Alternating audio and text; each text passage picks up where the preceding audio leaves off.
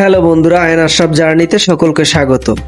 আজকে আমরা চলে আসছি পুরান ঢাকার ঐতিহ্যবাহী বংশাল পুষ্করিণী দেখার জন্য। আমরা শুধু পুষ্করিণী দেখবই না, আমরা জানবো এর ইতিহাস ও ঐতিহ্য সম্পর্কে।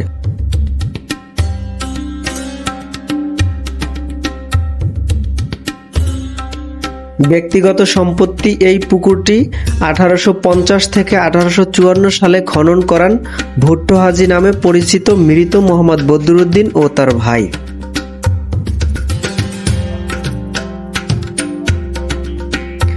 এই পুষ্করিণীর গভীরতা প্রায় 20 ফুট হওয়া সত্ত্বেও এখন পানি প্রায় তলানিতে। এর কারণ হচ্ছে প্রতি বছরেই এই পুকুরটি সেচ দিয়ে একবার মাছ ধরে। এছাড়াও প্রতি শুক্রবার টিকিটের মাধ্যমে যে কোনো মানুষ এই পুকুর থেকে মাছ ধরতে পারবে এবং আশেপাশের যে লোকজনগুলো আছে তারা এই প্রাকৃতিক পরিবেশ উপভোগ করেন।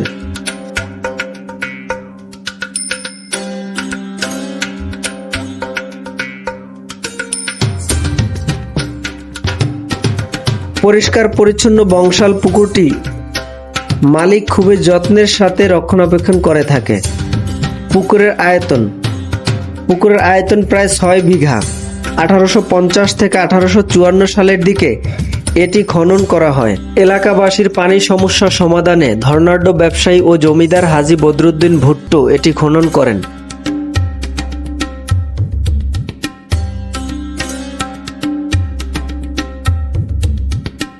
প্রায় 400 ফুট লম্বা ও 250 ফুট চওড়া এ পুকুরটির গভীরতা প্রায় 20 ফুট। পুকুরটির চারদিকে পাকা বেষ্টনী ও রাস্তা। পুকুরটির প্রত্যেক প্রান্তে প্লাস্টার করা ছাড়াও হাঁটার জন্য রয়েছে রাস্তা।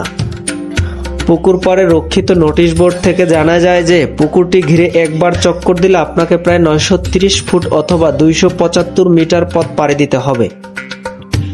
এ কারণে আপনি বংশাল পুকুরটি 6 বার চক্কর দিলে প্রায় 1 মাইল এবং 4 বার চক্কর দিলে প্রায় 1 কিলোমিটার পথ পাড়ি দেবেন। সুস্বাস্থ্যর জন্য হাঁটতে সবাইকে উদ্বুদ্ধ করেছে বংশাল পুকুর। পুকুরের স্বচ্ছ জল দেখে মুগ্ধ হতে হয় সকলকে। পুকুরের চারপাশে সবুজের সমারোহ, গাছের ছায়ায় নৈসর্গিক এক সৌন্দর্য উপভোগ করেন নগরবাসী। 179 বছরের পুরনো এই পুকুর ইতিহাসের সাক্ষী।